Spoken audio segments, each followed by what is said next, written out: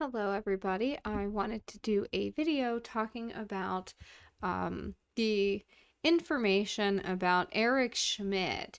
Eric Schmidt is the former CEO of Google, and I believe their parent company, Alphabet. He is apparently helping to fund the salaries of dozens of Obama officials, which I just think is wild. So here it says that let's see,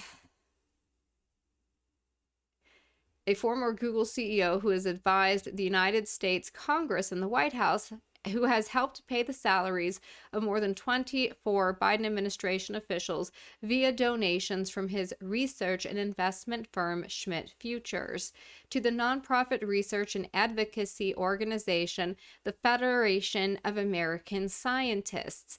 Schmidt Futures and other organizations help to pay the salaries of these officials by providing funding to a quote-unquote talent hub, which is part of a FAST Day One project. This Day One project runs a FAST Impact Fellowship program that places Impact Fellows in influential government posts. Not only has Schmidt Futures contributed to FAST, but Schmidt has considerable ties to top FAST leadership, and one of the Impact Fellows who was placed in a federal government role was also listed as an advisor to Schmidt Futures.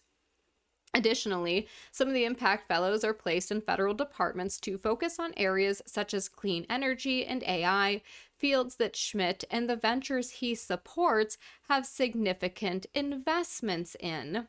For example, FAST's 2021 annual report states that some Impact Fellows were, quote, deployed at or being recruited to enter the DOE to support the Undersecretary for Science's office in driving critical market-based efforts to spur a clean energy revolution in U.S. citizenship and immigration services. What? Quote, to focus on the intersection of immigration policy and AI and advancing the nation's national security and economic growth, unquote. Schmidt and the ventures he supports have investments in the clean energy companies Wattbuy, an energy marketplace, and Amprius, a high-energy battery company, and the AI company Rebellion Defense, which builds mission-focused AI for national security. Right, Rebellion Defense. Sounds really nice. Some of these Schmidt-backed companies have ties to the federal government departments where Impact Fellows have been placed. For example, Wattbuy has partnered with the DOE's National Renewable Energy Laboratory, and Amprius has received a funding grant from the DOE. The Tech Transparency Project, the TTP, a nonprofit watchdog organization, reported that Schmidt is a quote-unquote primary benefactor of this FAST initiative that has placed at least 24 fellows in influential government posts, many of which align with Eric Schmidt's private financial interests. Gee, if you or I did that, I think we'd be in trouble. According to TTP, two of the fellows placed in the federal government, quote, explicitly identify themselves as Schmidt Fellows, unquote. One Impact Fellow at the DOE, John Whitmer, is listed as a, quote, Schmidt Impact Fellow, unquote, and an advisor to Schmidt Futures in his speaker bio at the annual Arizona State University and Global Silicon Valley Summit. Another Impact Fellow, Jonathan Lipman, was listed as being deployed to the General Services Administration on March 23rd, but this listing was removed by March 29th. At the same time, Lipman was also working as an associated project manager at Schmidt Futures.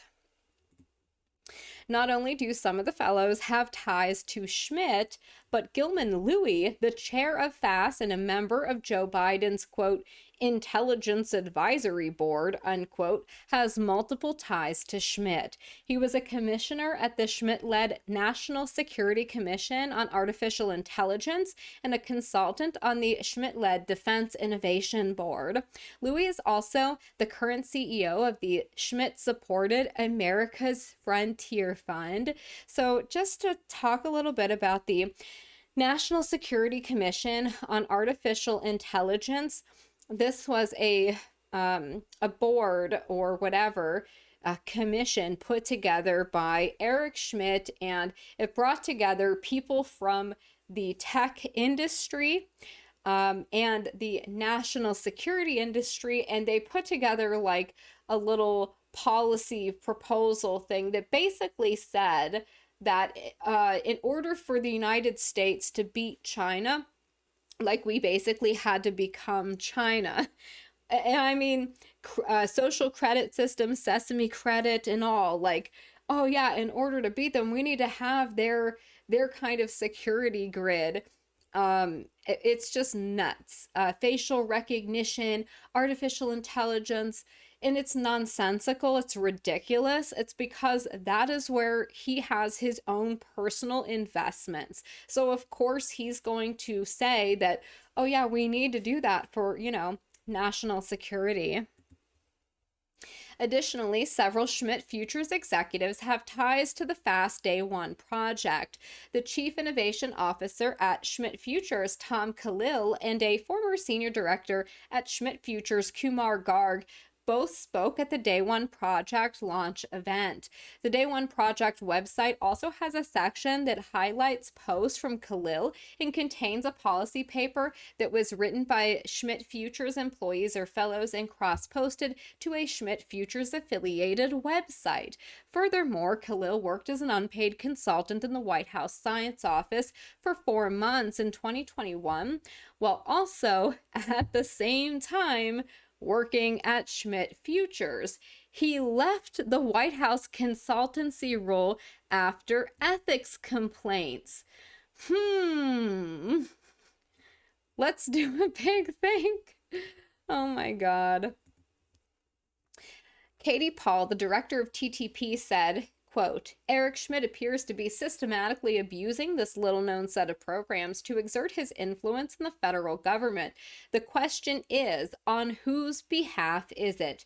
Google, where he is still a major shareholder? Is it to advance his own portfolio of investments, artificial intelligence and bioengineering or energy? The public has a right to know who is paying their public servants and why, unquote.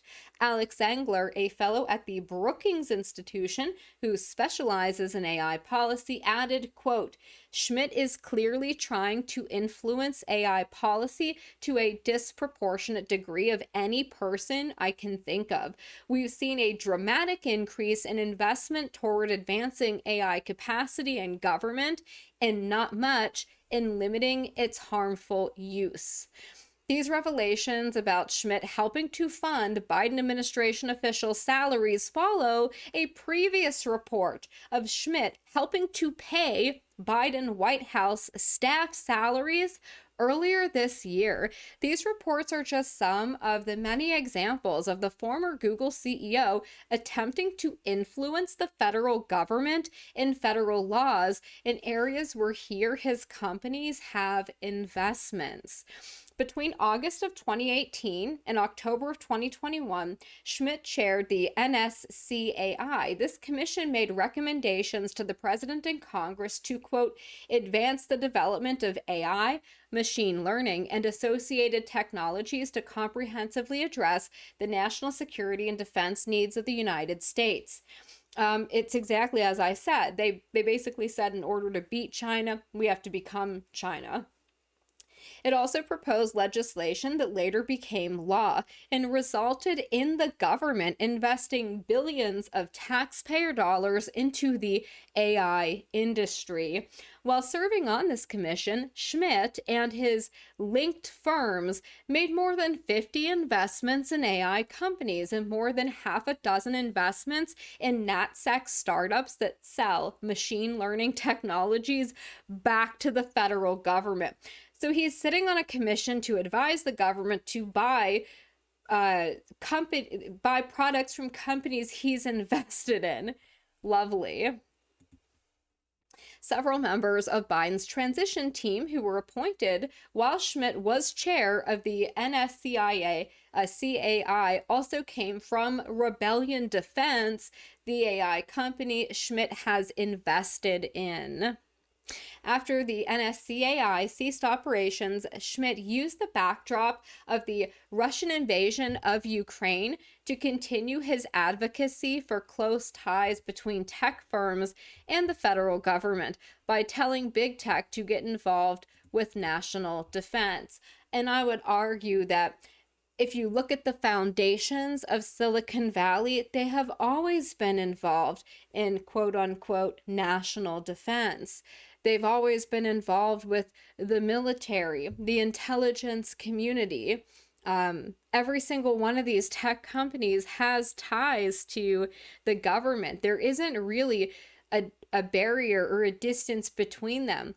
You know, they have what they call private companies, but they're all part of the same overarching bureaucratic state.